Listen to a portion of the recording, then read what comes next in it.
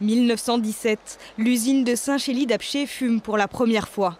Du matériel de guerre sort de ses lignes. Depuis, sa production et les métiers de l'acier ont bien changé.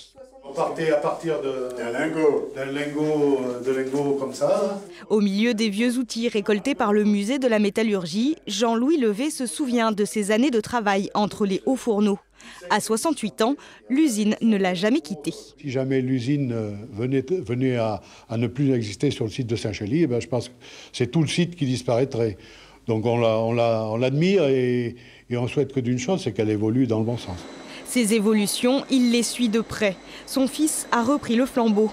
Des générations réunies lors de la journée porte ouverte pour les 100 ans de l'usine d'ArcelorMittal. Aujourd'hui, on a une entreprise qui fonctionne bien et ça reste toujours dur parce qu'il faut se remettre souvent en question, mais on est fiers d'arriver à 100 ans aujourd'hui.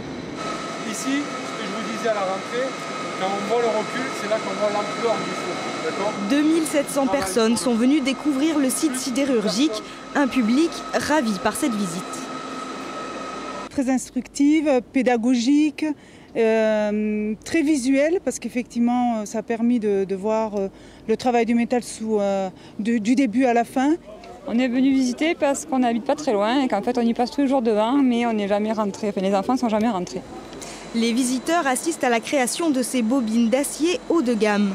Du métal qui se retrouvera dans des éoliennes, des moteurs industriels ou encore des véhicules électriques. Le salut de cette usine-là, c'est vraiment les produits du futur sur lesquels on veut absolument se positionner et sur lesquels on est en phase de nous positionner correctement actuellement.